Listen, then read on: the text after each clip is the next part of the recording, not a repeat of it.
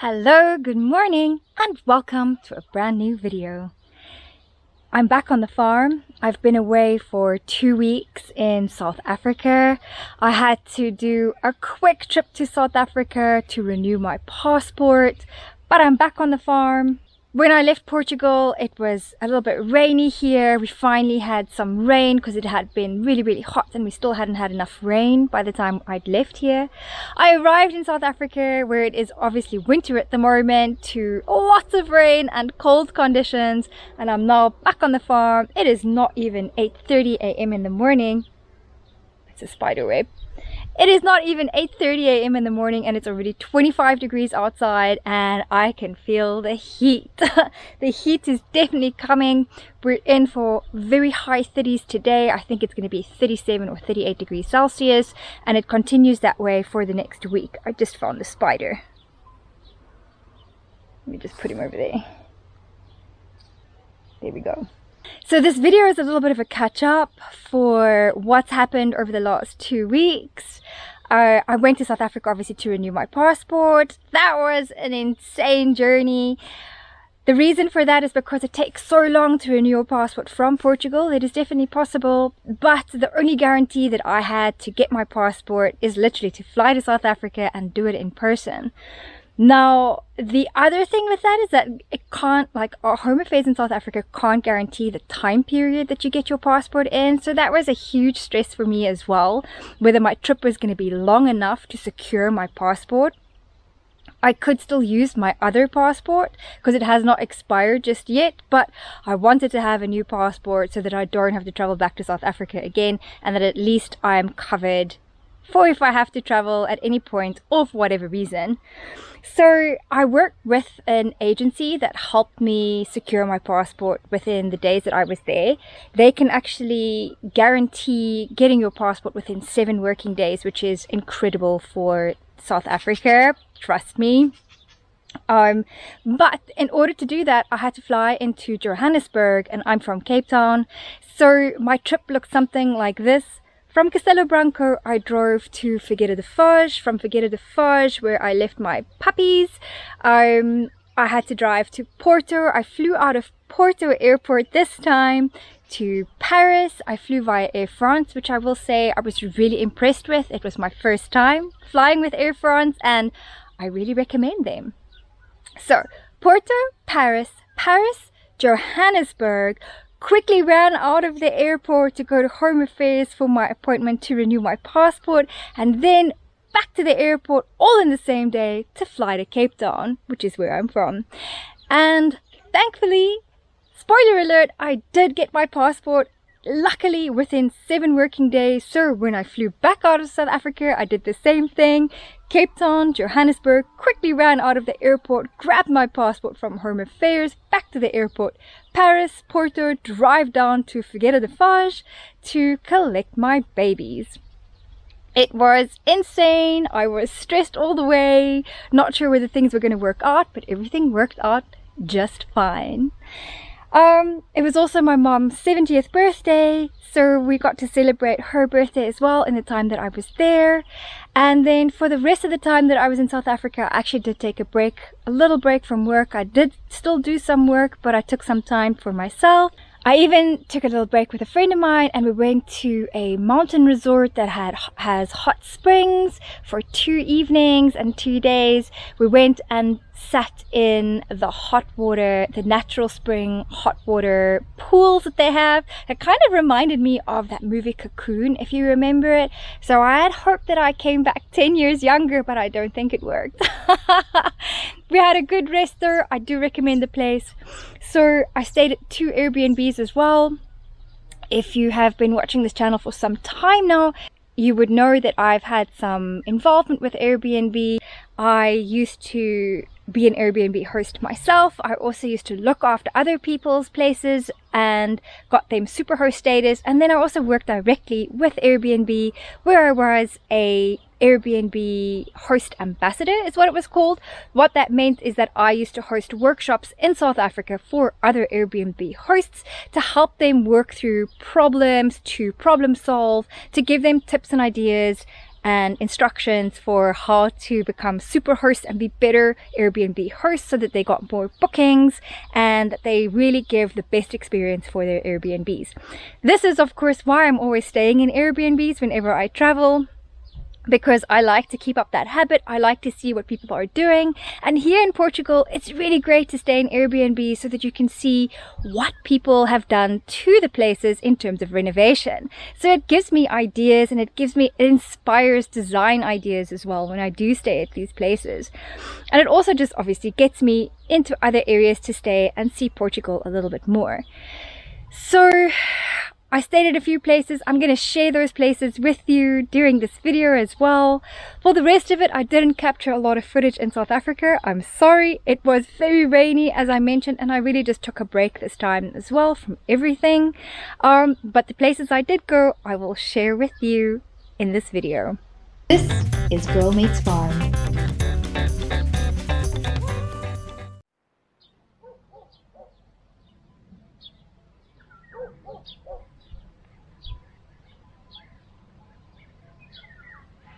While I was away, I had someone look after the farm for me, to come in every day and water my vegetable garden, but also feed Tobias, the cat.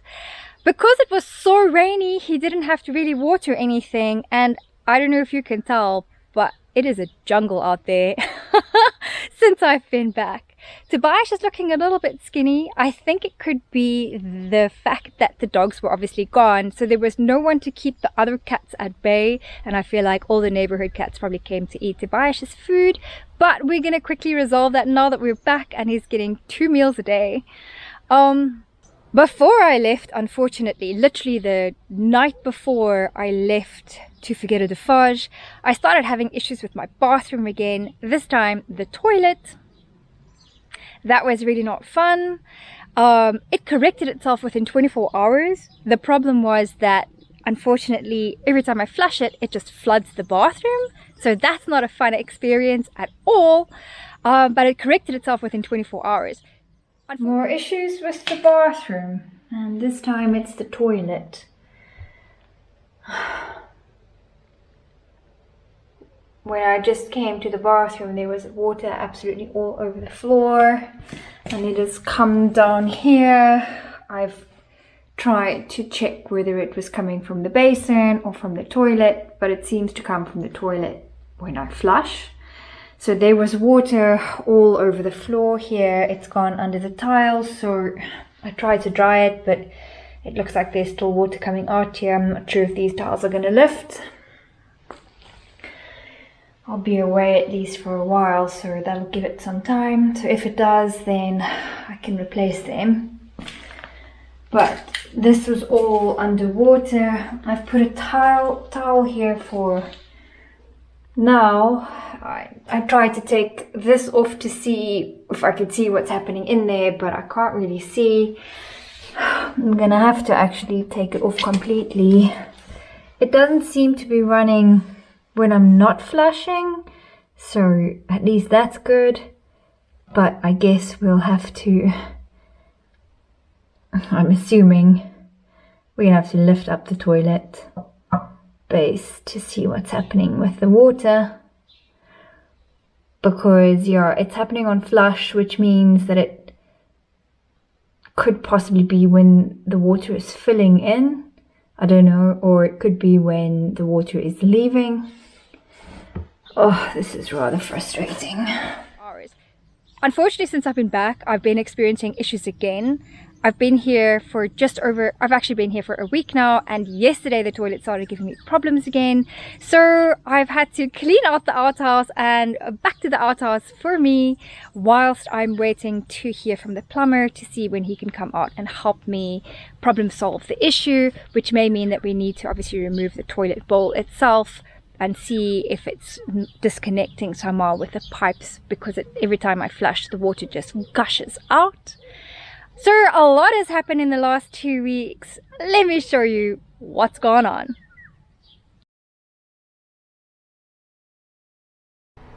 Hello and welcome. As you can see, we're not at the farm. This week I've had to stop my travel to South Africa. I need to renew my passport, and unfortunately I can't do it from Portugal. Well, I can, but the timing thereof is really long. It can take up to 18 months. For some people they're lucky and it takes up to 12 months, but you have to surrender your passport during that time. And therefore, if I do surrender my passport, I'll of course be without a passport for up to 18 months, 2 years. And I don't particularly like the idea of being without a passport in case there's an emergency travel situation or something like that.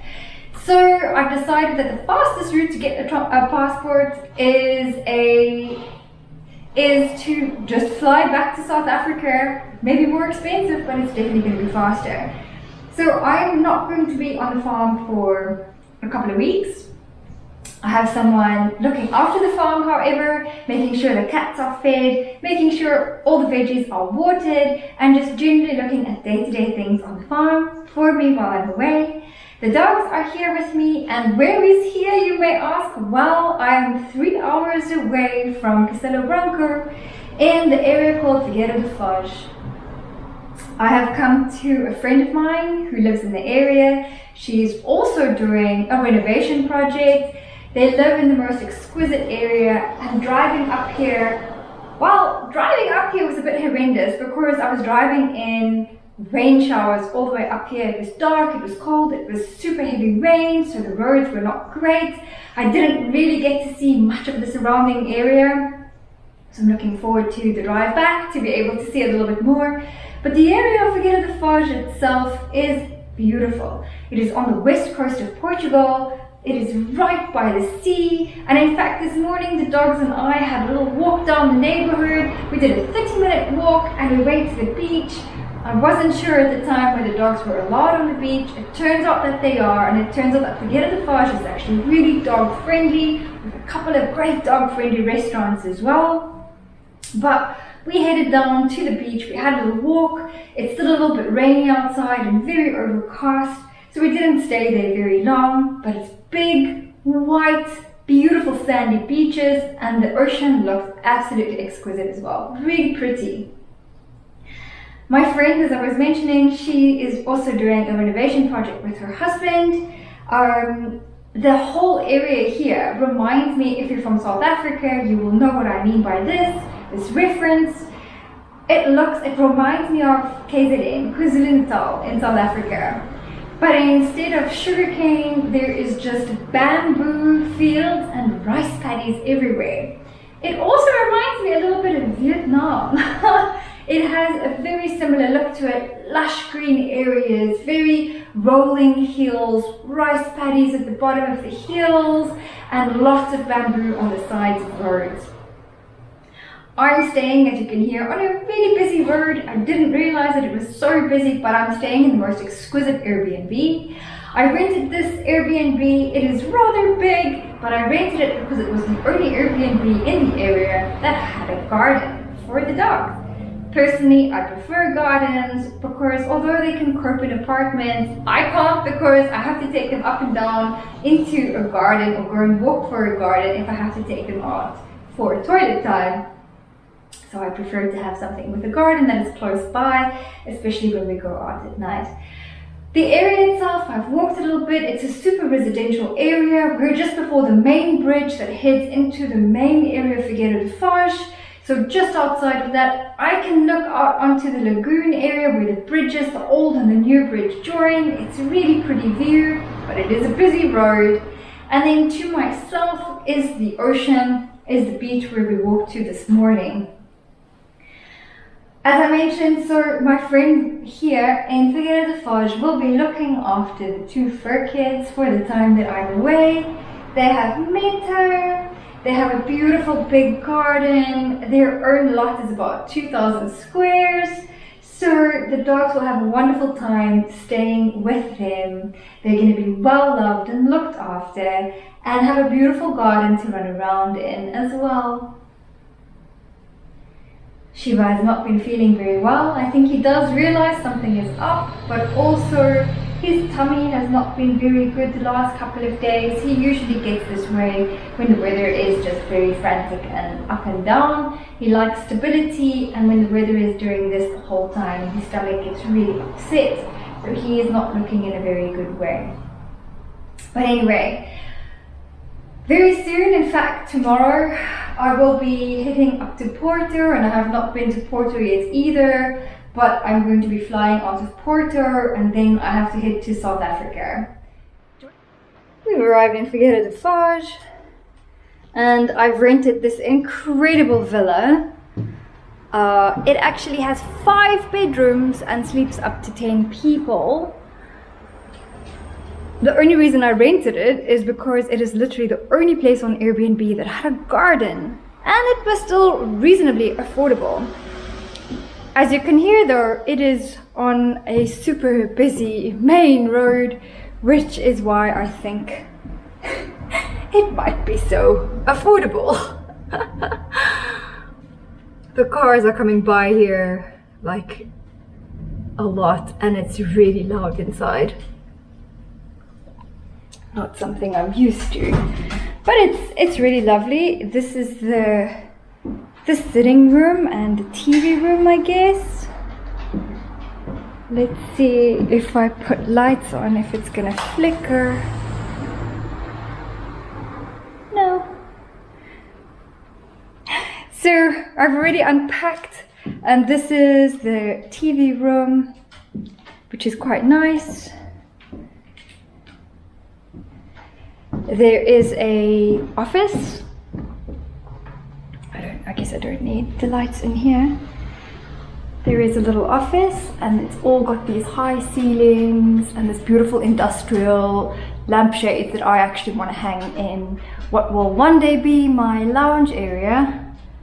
Really nice little office, even a printer if you should need a printer. This is also out onto that busy road, unfortunately. Down the passageway. Let's see if I can find all the lights. Down the passageway, this heads upstairs. This is the bedroom that we will be staying in. I've already covered it with the dog sheet, of course, and made ourselves at home. The only unfortunate thing is that the bedding that they gave me is for a single bed. I mean, it'll do, but this is a double bed, so I don't really know why they didn't put double bedding on the bed. Maybe that's just what they do. There is in here a dining area, I think it is. All the crockery is kept here. And then there is a little kitchen and the bathroom at the back, which is super cute. I actually quite really like the space. It's a really nice big space. It's just really loud. Nice fridge and a small little bathroom. Well, small. This is bigger than my bathroom, but the shower is definitely smaller than mine, I think. So, bathroom, beautiful granite sink.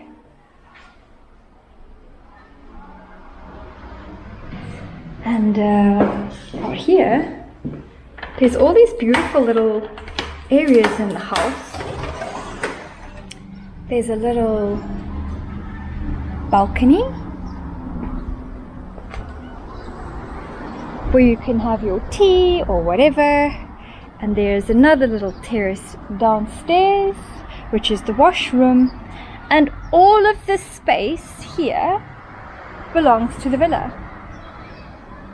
This garden, and I'm assuming there's a barbecue area down there. I'm not sure if it works though, or maybe they're still building one. And that terrace over there as well also belongs to the villa. So there's plenty of playroom and run room for dogs, or if you're here with kids. There's actually even a driveway over there where you can bring your car in and park here more safely. I've opted to just park in the road, so I'm literally just next to this gate over there behind the wall. Hey boy, let's go back inside. This one? Good job. Sorry, boy. That's lucky. And then let me quickly go show you guys upstairs where there are 4 bedrooms. They have renovated this place pretty good. The stairs look like they may have some kind of something, I don't know, borer beetle possibly. Unfortunately, let me just switch all the lights on. Get some more light in here. So this is actually a really nice bedroom. There is actually meant to be another bathroom up here, I think. Or maybe the other bedroom is downstairs. But this overlooks the little garden area. Oh boy. This would possibly be the quietest bedroom. It actually would be nicer to stay up here. Then there is another little bedroom in here, which has got a very cute little skylight. And they're all double beds. Let's go this way, boy. And then there's 2 rooms off this space. So there's one here and one through here, which is actually, it's a really nice size. Trying to see if there's a balcony out here. Oh, there is a little balcony out there. I can't really see there. This road is really busy. I wonder if I can open this window. Oh. I just want to show you guys the view.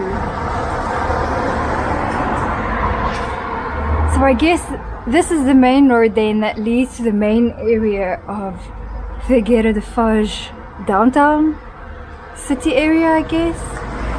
And this is the front of the Airbnb, which is directly onto this really busy road. But there's also a nice little area over there. Gosh, the views coming in here were just beautiful actually. But this is really busy. Ah, nice. We're gonna have a good stay, yeah? Okay.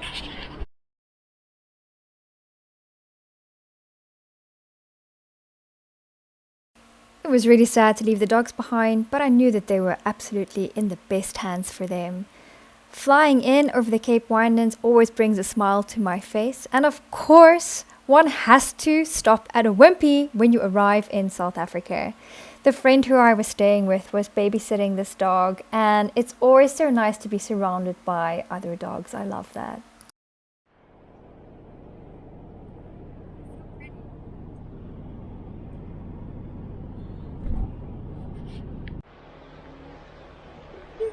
Oh, it smells so nice. Yeah, it's where the jacuzzi and the braai is. There's a bit of a kloof here. Oh, lovely. Braai area. Big jacuzzi. Yes. Woo!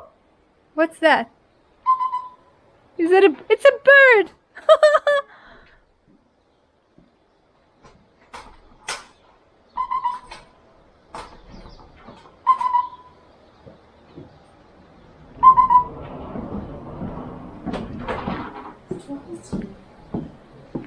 Oh, here's another braai area actually. This is huge. Best deck ever.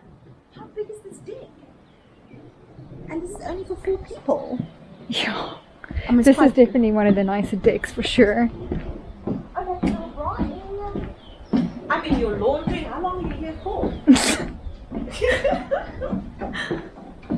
And inside. Oh, it's so cute. I think we would have had to request that beforehand.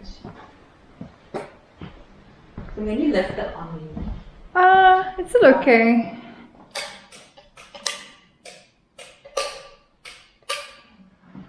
And this kitchen is massive. The kitchen is lovely. And there should be 2 bedrooms. Can't find the light. Oh, there. Oh, that light doesn't work. There we go. Oh, it's a nice sized bedroom. An aircon in the bedroom. Oh, this is the second bedroom. Nice. And the little bathroom. Oh, that's cute. And a shower. And a his and hers. Or hers and hers. Very cute. Very nice up front there. Yeah. It looks like New Orleans.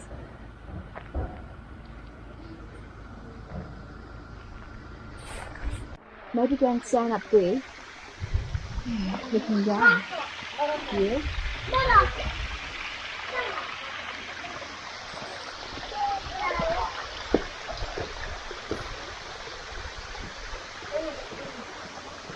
I loaded up on time spent with friends for the rest of my time in Cape Town, and then also managed to get some things for friends back in Portugal before I headed back to Portugal. I've just arrived back from South Africa and I've just driven down from Porto Airport. I started my travels yesterday morning around 7 a.m. South Africa time, and it is now just past or around 12 p.m. in Portugal. So that's like a travel hours of about 28 hours, 29 hours. As you can tell, I'm a little bit exhausted, but I thought, let me quickly pop into the Airbnb, drop my bags off, and then I'm gonna go fetch the dogs. I'm so excited to see them. It's been a week and a half since I've dropped them off at my friend's place in Figueira da Foz. I can't wait to see them. But first, I'm staying in a different Airbnb. It had a similar look to the one that I stayed in first. It's priced a little bit more than the other one, and let me show you what it's like. Look, I think that there is a lot for this guy to improve on, and I'm going to give them tips and guidance as to what they can do in this place. But if they were to do that, I feel like this would be a nice little Airbnb. But so this one, as the other one, is also on a main road. It is not on the main road that the other villa was on, but this one seems just as busy. It's just down one of the side streets. This is a first for me. Usually beds are made up on arrival, and this is not, none of the beds are made up. They're also not necessarily particularly clean. This is not what one expects from an Airbnb stay, to find it this way. They've definitely done some renovations here, and they've got new PVC windows in all of the windows, so they've done a bit more work. The floors also look really, really beautiful. They've done quite a bit to make the place look really good and keep it in good nick. My car is right in front, which is really, really cool, but the neighborhood is not fantastic, and there's also not many places for the dogs to go for a walkie. Although I notice if I go down this road, there may be a public park, which I will go and check out a little bit later. So downstairs, this is the bedroom where I guess I'll be sleeping, and I guess one has to make your own bed. On the other side, very similar layout to the first Airbnb I stayed in. Again, the window to the road. Really nice little lounge. Dining area. Love this table, it's gorgeous.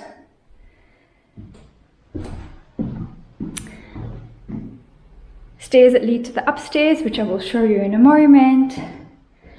Oh, an incredibly basic kitchen. This didn't really come off the photos on the Airbnb profile, that it's this basic. But I guess even if it's basic, it still has what you need. There's a kettle, a toaster, a microwave. There's an oven.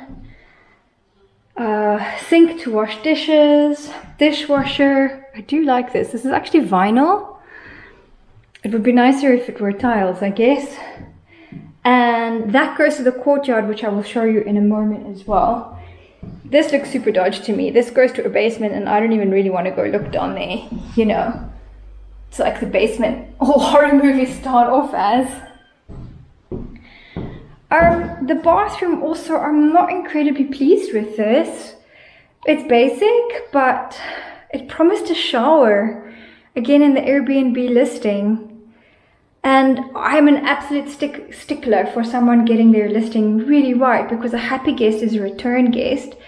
And me walking into this, I know perhaps I'm overcritical, but it comes from my years of working with and hosting my own Airbnb places in South Africa.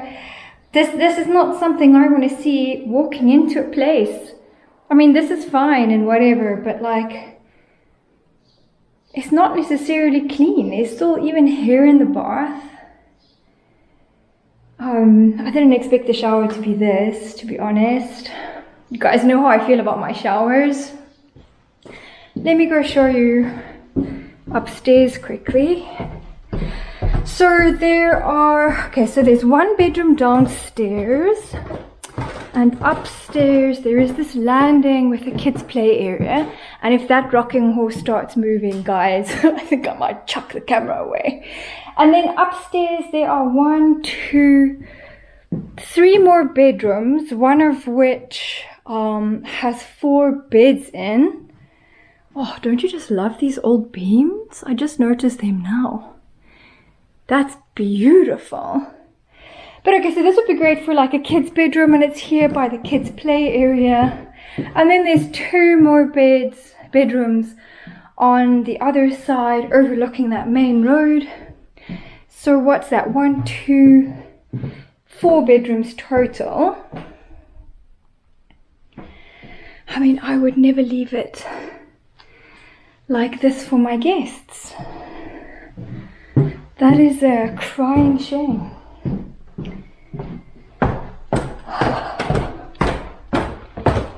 This was the only other villa that had a semi-terrace. Unfortunately, they decided to pull up their grass, and they have now put in fake grass. So there's this little terrace at the top here, and then this whole area belongs to the Airbnb.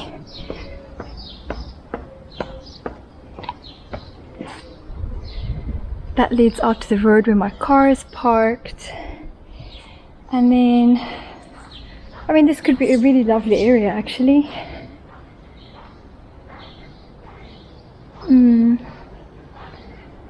I love this old wash bay.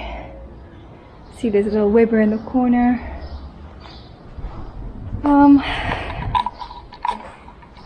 If there was something else to rent, to be very honest with you, this is how serious I am about Airbnb listings. I would probably check out of this and check into something else, especially for the price that I'm paying. It's about 3 grand a night. Rands. That's a lot of money. That's a lot of money to have to make up your own bed and not necessarily have it clean. Anyway, let me unpack the car, get all my goodies together, and then go and fetch the dogs. Let's do that. I had such a happy reunion with the dogs, and they love coming back to the Airbnb and getting their favorite Woolies treats that I had bought for them as well in South Africa. I stayed for another 2 evenings, and my friend in Figueira da Foz showed me around some of the places. We went to a couple of restaurants on the beaches, we went to some viewing spots, and we even had drinks on the beach. It was really incredible and definitely a place that I want to come back to. We've just arrived back from Figueira da Foz. It is now around 2 p.m. on Saturday. What was meant to be a 2.5 hour drive took us 3.5 hours because I missed an exit and then had to do like an extra hour detour. I've just arrived at the farm and I'm completely shocked at the state of the farm. It is completely overgrown. It looks like a jungle. Look at this. This is here in the driveway with the fruit trees. Everything else is still standing, so I'm very happy for that. Oh my gosh. I'm a little bit sad at the state of my fruit trees, to be honest. It looks like they have been completely decimated by something, and I guess I will not be having fruit this year. The plum is not looking good. This is another peach, same issues. That's really not looking good. That plum seems to be okay. This is the persimmon. It looks okay, but so dry. Paul said he watered yesterday, so I hope so. Look at this. Look at this growth. 2 weeks. 2 weeks. This is insane. Look at the grapes. Oh my gosh. Oh my gosh. Look at this. Look at this. I can't believe it. Can we even... Oh, my veggie garden. Where did it go? He was meant to look after this for me.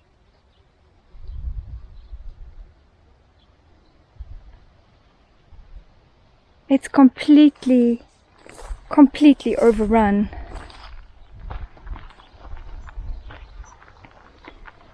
Well,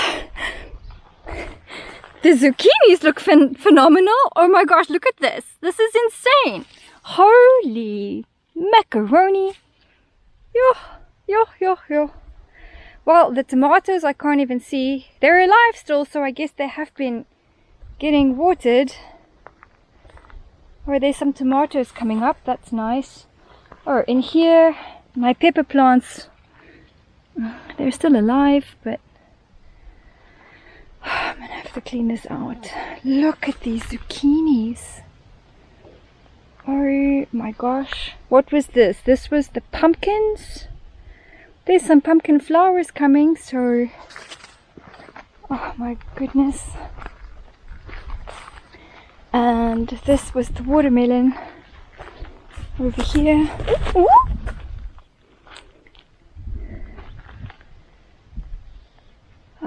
Wow, I can't even see what's going on here. So, yeah, a little bit disappointed, but nothing I can't fix.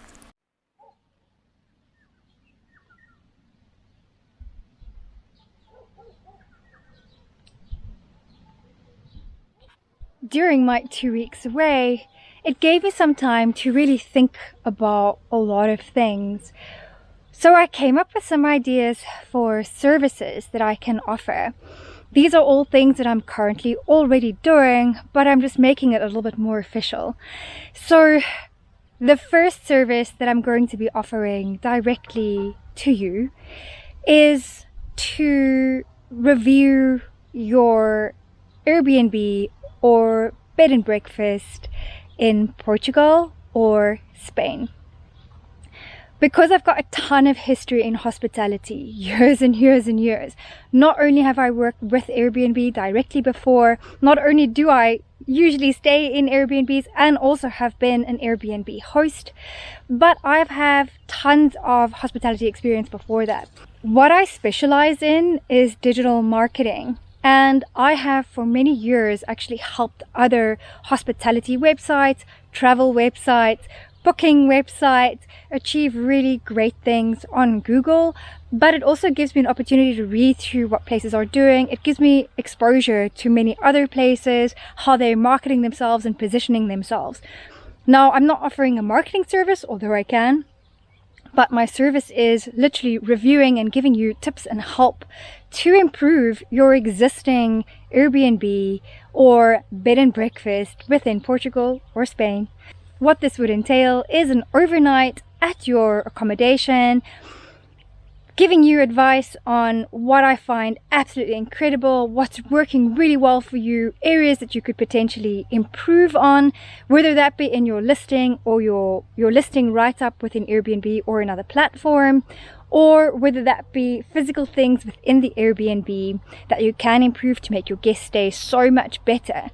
Why do we want to keep our guests happy? Because not only do we get 5-star reviews, which is great for Airbnb to get you to superhost status, but if guests are happy with their experience, they tell other people.